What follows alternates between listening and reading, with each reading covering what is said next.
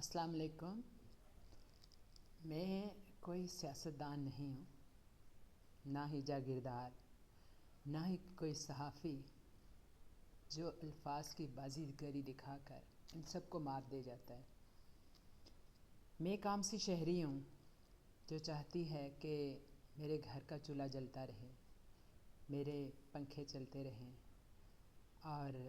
میرے بچے باہر کسی کام سے جائیں تو واپس خیریت سے آئیں. ایک ایسی شہری جو آتے جاتے خبریں سنتی ہے، دلچسپی رکھتی ہے کہ ملک میں کیا ہو رہا ہے، کب سے ہو رہا ہے. بچپن سے لے کے اب میں بھی ایک ادھیڑ عمر کو میں داخل ہو گئی ہوں. تو یہی ہے کہ بجائے ہم اوپر جانے کے مسلسل نیچے آ رہے ہیں. یعنی ہم سے بہت بعد میں بہت سے ممالک جو ہیں وہ آزاد ہوئے، مثلاً انڈونیشیا، ملائیشیا، بنگلہ دیش. یہ سب ہمیں ترقی کی دوڑ میں پیچھے چھوڑ گئے. تو آخر کیا وجہ ہے کہ ہم نے ایک ریورس گیئر کوئی پکا پکڑ لیا ہے؟ اس بات کو سوچ سوچ کے اکثر میرا دل بھی گھڑتا رہتا ہے. اور مجھے جو بات سمجھ میں آتی ہے کہ ٹھیک ہے، فوج کی بھی غلطیاں ہوں گی، سیاستدانوں کی بھی غلطیاں ہوں گی، لیکن ایک طبقہ خاص طور پر جس نے ہمارے پورے سسٹم کو جکڑ رکھا ہے وہ ہے جاگیرداری نظام. جاگیرداری نظام جو ہے وہ ہمارے اس پورے خطے میں موجود ہے. سری لنکا ہو گیا یا انڈیا ہو گیا یا پاکستان ہو گیا، اس کے آگے پیچھے کے علاقے بھی، لیکن ہم یعنی بھارت اور پاکستان جو ہیں ایک ساتھ آزاد ہوئے تھے. اور جب ہم ہسٹری پڑھتے ہیں تو پتہ چلتا ہے کہ وہاں کے جو بھارت کے بڑے تھے، یعنی نہرو، گاندھی اور ان کے ساتھی جو بڑے رہنما تھے، انہوں نے بالکل شروع میں ہی یہ اندازہ لگا لیا تھا کہ اگر ہم نے کوئی ترقی کرنی ہے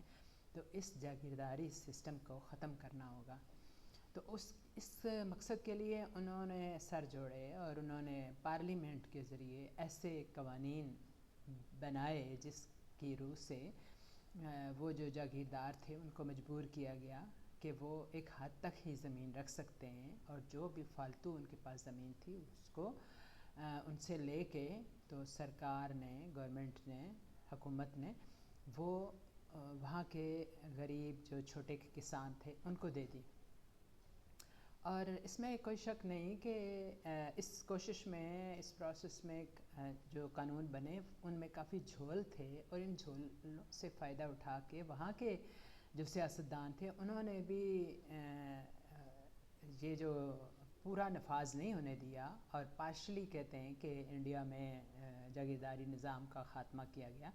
لیکن یہ جو پارشلی ختم کرنا تھا، یعنی کچھ علاقوں میں جاگیرداری نظام ختم ہوا اور کچھ میں نہیں ہو سکا، لیکن پھر بھی کچھ علاقوں میں جو انہوں نے جاگیرداری نظام ختم کیا اس کا بہت زیادہ فائدہ ہوا. ایک تو چھوٹے کسان اوپر آئے، انہوں نے ملک کی ترقی میں کافی بڑھ چڑھ کے حصہ لیا. جب ان کو ملکیت ملی، بہت سستے داموں نے زمینیں دی گئی تو جو جاگیرداروں سے لی تھی سرکار نے. تو دوسری طرف یہ ہوا کہ جمہوریت کی جو بنیاد ہے اس کو مضبوط کرنے میں اس قدم نے بہت زیادہ اہم رول ادا کیا ہے. انڈیا کے جو حکومتی سسٹم ہے، جو ایک نظام ہے ٹوٹل وہاں، کہ اس کا یعنی یہ سمجھ لینا چاہیے کہ یہ جو خطرہ تھا کہ یہ پورے ان کے حکومتی نظام کو جکڑ لیں گے. جاگیردار وہاں بھی کافی زیادہ زور میں تھے، کافی زیادہ اکثریت میں، یعنی وہ اسمبلیز میں آ جاتے تھے. تو اس چیز کو کنٹرول کرنے کے لیے انہوں نے ایک قدم لیا تھا، اور اس کا نتیجہ یہ ہوا کہ ان کی اسمبلیوں میں ایک عام آدمی کو بھی موقع ملا. اور جاگیردار آئے تو صحیح، لیکن ان کی اتنی اکثریت نہیں ہو سکی کہ جس کی وجہ سے وہ پورے نظام کو اپنے ہاتھ میں لے لیں اور قانون ایسے جو ہے نا وہ بنانے کے قابل ہو سکے جو کہ عوام کی فلاح کے تھے. جو اپنے ملک کی فلاح کے تھے، کیونکہ وہاں ایک عام آدمی کا بھی داخلہ تھا، ایک عام آدمی بھی خاصی یعنی ایک متوسط طبقے کے لوگ بھی اسمبلی میں کافی تعداد میں پہنچے اور جاگیرداروں کو اسمبلی میں اکثریت حاصل کرنے کا موقع نہیں ملا۔ اس چیز نے وہاں کے سسٹم کو مضبوط بنانے میں اور عوامی فلاح کے بارے میں سوچنے میں بہت آسانی پیدا کی۔ ہمارے ہاں بدقسمتی سے قائد اعظم محمد علی جناح جو تھے وہ اچھی طرح جانتے تھے کہ پاکستان بھی جب بنا تو وہ بالکل اسی طرح انڈیا کی طرح جاگیرداری سسٹم یہاں کافی زیادہ زور میں تھا، اور جو اسمبلیاں بنیں، قومی اسمبلی تھی یا جو صوبائی اسمبلیاں تھیں جو کہ قانون بنانے کی مجاز ہوتی ہیں، وہ ان اداروں میں سارے کے سارے جاگیردار آ گئے، اور بہت کم ہمارے یہاں تعداد آج تک بہت کم تعداد ہے، اور اس وقت بھی بہت اکثریت میں تھے، اور انہوں نے سارے گویا کہ اس نظام کو اپنے ہاتھ میں لے لیا۔ اور یہ چیز جو تھی وہ قائد اعظم کو بھی نظر آ رہی تھی، اور نو ڈاؤٹ کہ پاکستان بنانے میں جاگیرداروں کا کافی ہاتھ تھا، کیونکہ وہ عام مطلب جو عوام تھے ان پہ ان کا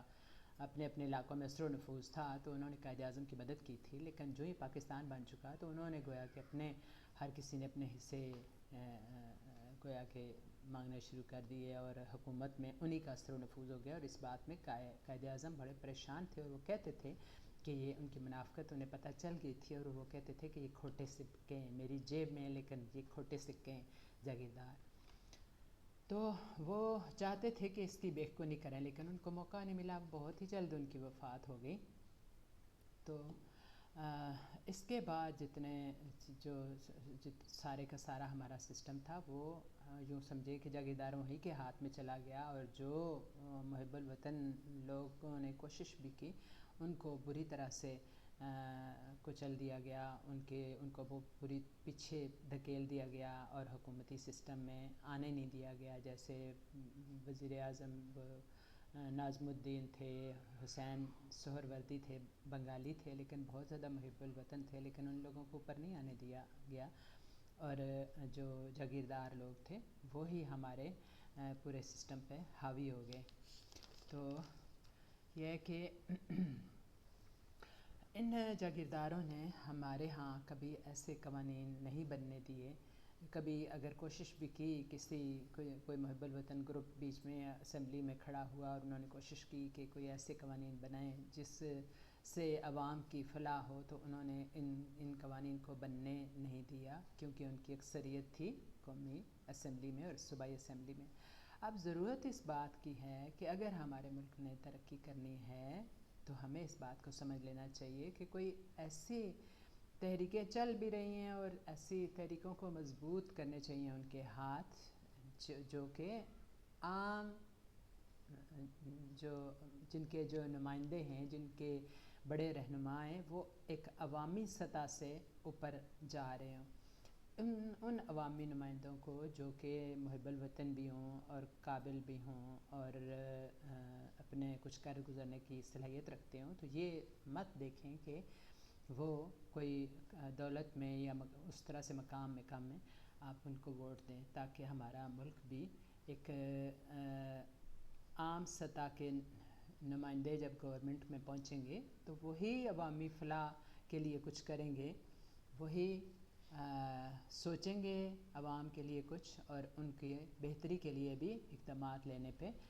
دل سے راضی ہوں گے، اور دل سے راضی ہوں گے تو انشاءاللہ عمل بھی نظر آئے گا۔ تو اس بات پہ آپ سوچئے گا اور کچھ بتائیے گا کہ کیا ہے یہ میری سوچ، کہاں تک درست ہے اور کہاں تک۔ اللہ عالم بالصواب۔